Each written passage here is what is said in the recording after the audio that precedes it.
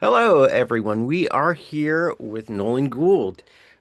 He is the co-writer and star of a new short film that's coming to CineQuest Yes, Saturday, March 14th, and it's called The Liars of Black Mountain Road. that's Nolan, correct. how are Yeah. you? I'm doing really well. I'm super excited to be talking to you about our little film. Super excited to be bringing it to CineQuest. Thank you for knowing the details of that because I'm Of typically course. pretty bad at remembering exact dates and times. But yeah, we're coming up to the Bay Area to premiere our short that we worked super hard on. And yeah, I'm the co-writer, one of the stars, and the one of the producers of The Liars of Black Mountain Road. Okay, excellent. Now, for people who don't know the division, obviously writing is a thing, but and acting, but you also are credited as producer. So what did the Yeah. producer side of you do? Yeah, that's it's a great question because I actually so I've been acting almost my entire life. I've been acting since I was 5 years old, and I was always kind of confused about what a producer did.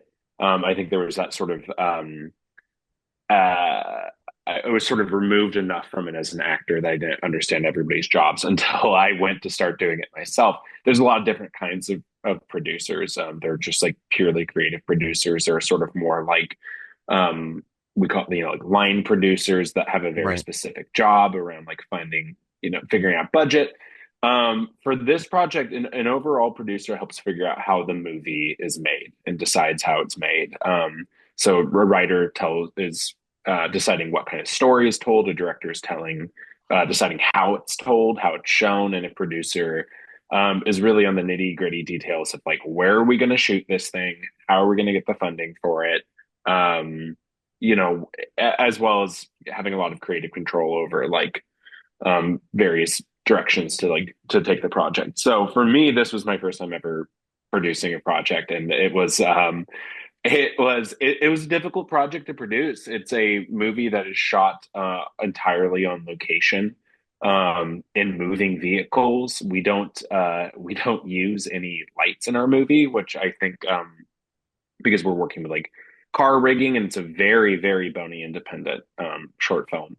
And so there was a lot of just really technical difficulties and specific things about this movie that it was really difficult to produce, but I couldn't be more thrilled with how it turned out. No, it turned out to be a really solid short. But it's what I just love really getting into. Okay, great, you're in a moving car. Why is that a big deal? Well, I'll tell you why that's a big deal. Yeah, I mean, So yeah, I mean, just for a moving car alone, that's a huge deal for so many reasons, especially there's always concerns around safety, things like mhm. that. Whenever the more moving parts you have, the more difficult any scene becomes. But the problem on the other side is like, so you're like, okay, well, what if we just wrote a short film that took place completely in an apartment where two people Yeah. are sitting at a table, so there's no basically no production value and nothing happens, and then you're like, right, that's very simple. You can go and film that. The next day if you wanted to. Yeah. But obviously, we're here to see cinema. We want to see things happen. Yes. Our short in particular opens up with a young couple who have just hit and killed a dog in the middle of like a busy road, and now they are trying to figure out what are we about to do about this situation. This event is unfolding, and obviously we are here to see things happen, to see events unfold, to see things go wrong more often than they do right. And so that adds just more and more sort of levels and difficulties of like, okay, now we have to find a road that we can shoot this on. Now we have to figure out safety concerns. Now we have to figure out how are we going to show this dog. I mean, I remember one of the first things that we did when we wrote this project was we reached out to the dog from Anatomy of a Fall. I found the owner on Oh, you did? his trainer on Instagram, and we reached out and we're like, hey, I forget the dog's actual name in the movie. I want to say is it Snoopy? I think the dog's name might be Messy. Um, we reached out to her on Instagram. We literally reached out about and send her this project, and we're like, hey, would this be a thing that he could do? And she's like, he's super busy right now, but and so we ended up figuring out reaching out to a dog and like animatronics, and we used a blend of Yeah. animatronics and CGI to make this really impressive like breathing dog that like blinks and bleeds and so it's just yeah with producing it's just adding oftentimes as a writer one of the joys is being sort of unconstrained in your creativity. It's just Right. what is the best version of this that we can tell. There's the most exciting, the most absurd. Like total blue What is sky, you know. yeah what is the movie that we want to see? And then the producers, which we the two writers were also the producers, so we had to be sort of hard on ourselves, which is like Hmm. we wrote this thing that we really loved, and then we're like, all right, let's get real about this. What can we actually pull off? Yeah. And for a again for a very very independent short, I think that we pulled off No, you did something really well. impressive. Yeah. Thanks. That's a good job. That's yeah, that's such a fascinating thing. It's like how does your role as producer shape your role as the writer, you know? Yeah. Yeah, and then you add another level on it, which is then I'm acting in it as well.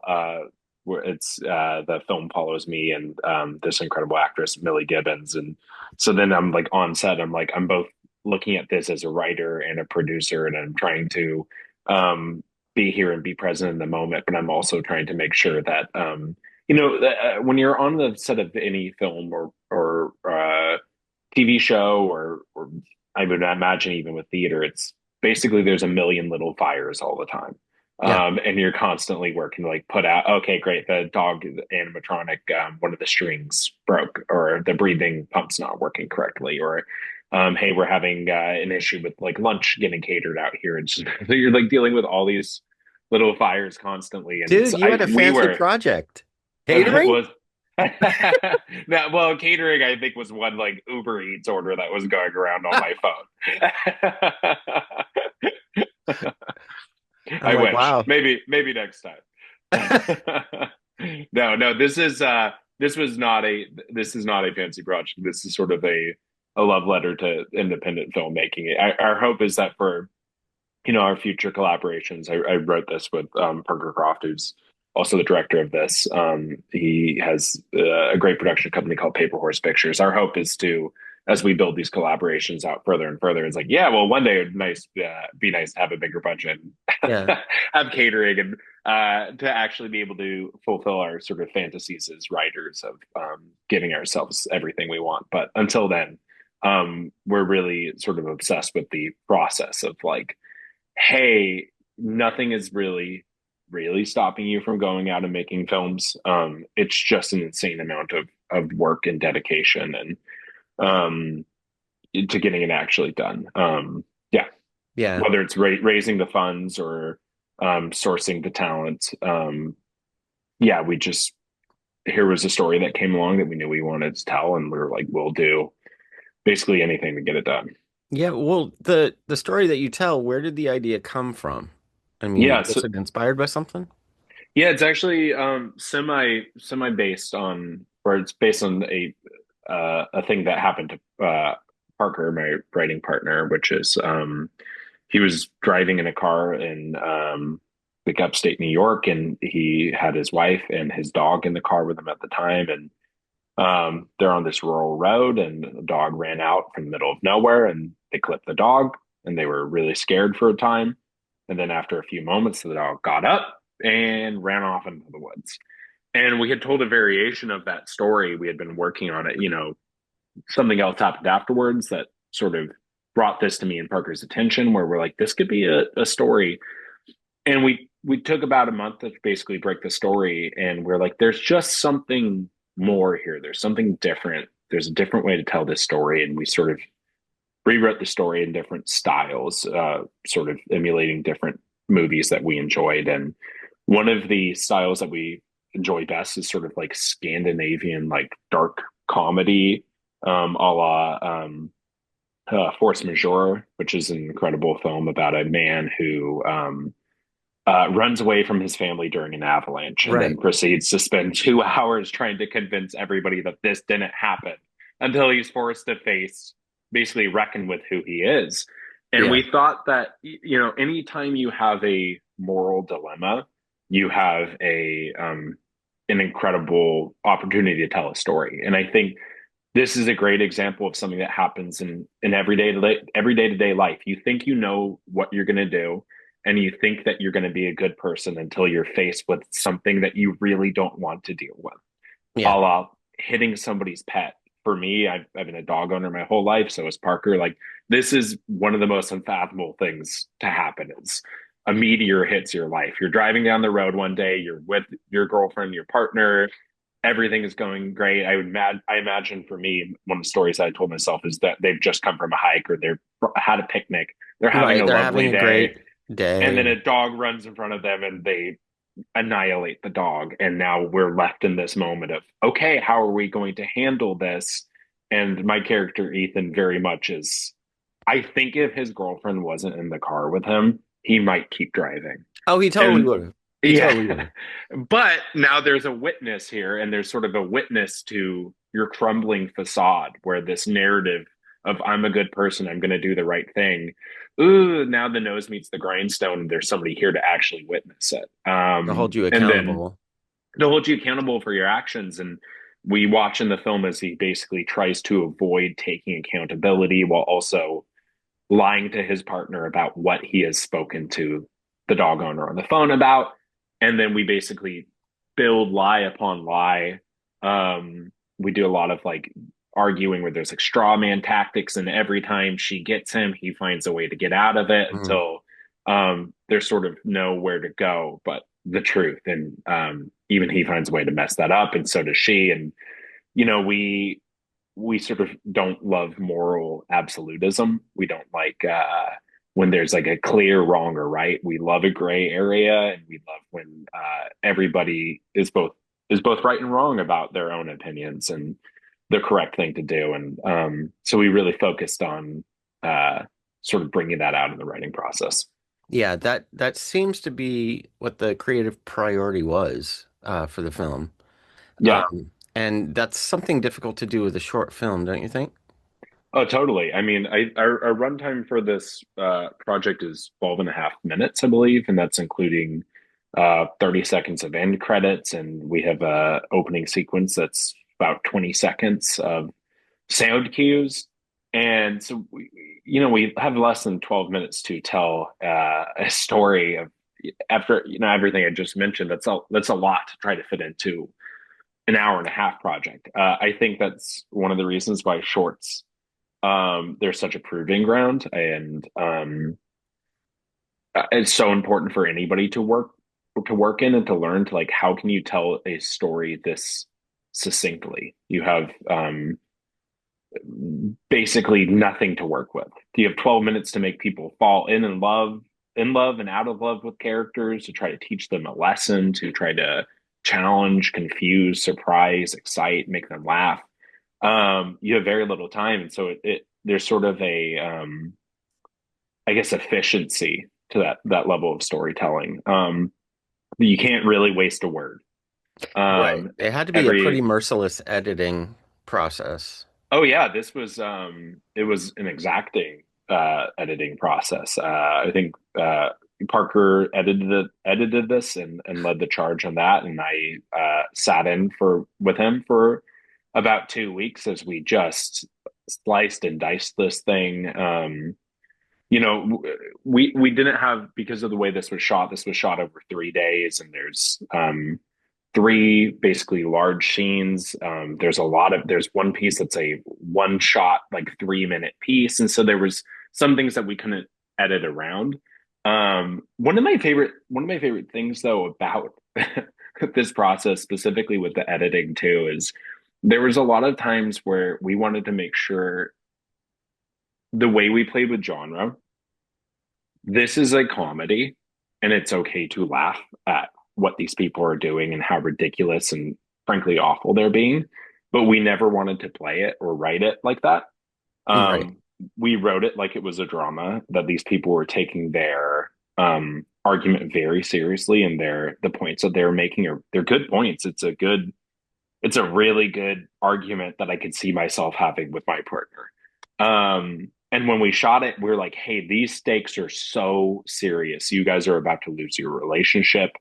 Hold hands, remember why you guys love each other, and remember that that is at risk. Like, these are the stakes of this scene. And it wasn't until we got to the editing process that were we able to really like, okay, now we can edit this. We're like, that take was a little funnier. That line was a little, one of the lines that we use in it is actually a mistake I made, which is I'm driving and I got so flustered by the argument that I was trying to make that I just start stumbling over myself. And it's like, oh my God, this guy is having a breakdown. He's like, that's the point. I'm saying that I'm not, that's not what I'm doing. I'm doing the right thing. We're doing the right thing.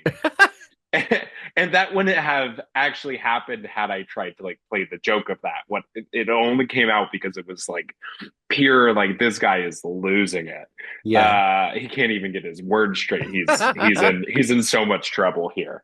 And so for us, it wasn't really until we got to like the editing stage of this project where we're like, oh, this is kind of a comedy, and Yeah. it's totally okay to laugh at these people. Yeah, very, very, yeah, it's fun to when you get to that point to kind of sculpt the different you The know, different tones yeah. and yeah, and play So with the levels. so did you like producing? Are you gonna do that again? Do you see yourself moving behind the camera or staying on both sides? Definitely. I was inspired, I think, like a lot of actors during COVID when our industry started going through really difficult times. I think a lot of there was this push for a lot of actors to become multi-hyphenate creators. And I think I was inspired by that and then quickly realized that there has to be a clear distinction between those different jobs. I think the idea of ever making something for myself is kind of out of the picture. Um, it's just they're too important on their own. My acting career is something that again, I've been doing it since I was like 5 years old. Deeply passionate about it, love it.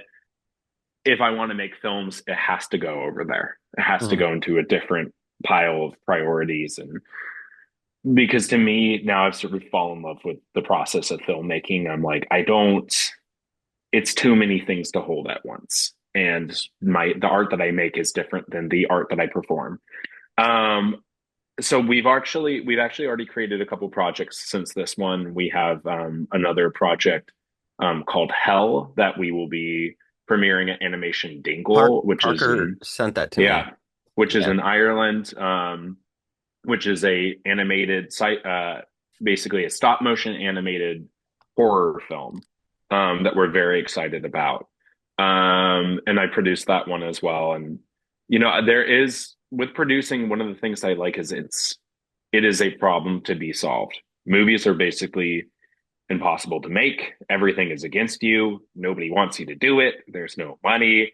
There's so many laws around it. And then once everything shows up, everybody shows up and everything's ready to go, everything goes wrong.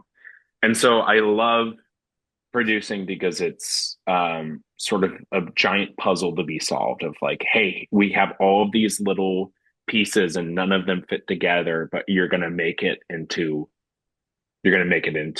you know, a bunch of shelves or whatever IKEA project that you're making. With no manual. With no manual. It's like take all these screws, figure out how they fit together, and hopefully you have a decent project at the end. So definitely going to be producing more. I expanded my company Adversary Pictures last year. I was the year before, so that would have been 2024. I created it with the goal of basically creating independent projects that I can really sink my teeth into and that tell challenging stories. So our goal is to create another short this year and then move into the world of features next year. Excellent. I know that you can do it. You got this. You Thank can do you. the thing.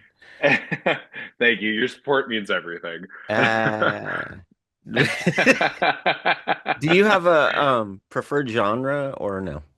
Yeah, I actually am. Well, one of the reasons I'm excited to be talking to you is I love horror. Yay! Yes, I absolutely love horror. I'm checking out your HorrorBuzz shirt.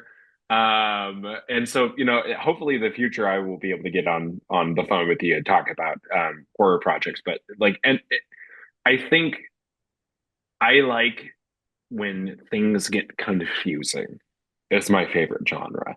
When it's a little, I like my projects to be able to like hold like in our short The Liars of Black Mountain Road, we show a dog dying on camera within the first 30 seconds. And to me, that is a horrific real life event that happens. There is a element of, oh my God, did this really just happen? I just witnessed something that I didn't want to see. That's an element of like day-to-day horror, but there's also comedy that like blurs the lines. And so I like projects to contain both elements where it's like this is deeply ironic and dark and funny and satirical and sardonic, and then there's also, oh my gosh, existence is crazy, this is horrifying and terrifying. And yeah, so I do want to find a way in the future to be able to like hold both of those very important ideals in one project. Well, that's what's so fun about horror is it can be anything. Yes. It can be funny, it can be tragedy, it can be romance, Yeah. It but can be deeply silly. It can be deeply serious. I also am very interested in sort of I'm a big fan of like a fun slasher fic, and I'm oh, also a totally. fan of sort of like elevated, artistic, sort of more like Hereditary A24 style horror Hereditary is movies. like Is one of my it was one of your tops? all-time favorites. Oh, that's great. That's so exciting to hear. My actual favorite movie of all time is John Carpenter's The Thing. That one's Um, amazing. I think it's a piece of art. I think especially digging into like how those practical effects were made at that time and the Ugh, amount of detail they could have. There's a version of that movie which I think is sort of unserious and is a little campy, B movie to me, and I've never felt that way about that project. And like, I think it's a kind of an insane piece of art when you look at the practical effects and the way it's acted and the way it's directed. Incredible. No notes. Carpenter has that knack for making a B movie feel, but it being serious. Yeah. Playing it straight, but you Yeah. still loving the B movie, This was taken very serious, and yet it's also like it's sort of silly in a way that, like a weird um, cavalier, you know. yes, quality to it. Yeah, So I very love that. good. Very good. Yeah, okay. Well, then you're fine. You're fine. Um, Thank you. uh, Fair. everybody, Liars of Black Mountain Road coming to CineQuest Saturday, March 14th. And Nolan, co-writer, actor, and producer now. Um, Oh yeah. thank you so much. Norm, Thank you for so great. taking the time, and Thank you for having me. best of luck Yeah, on this. appreciate it. Come check it out, guys. It's All nice to right. meet you. Nice to meet you, dude. Bye.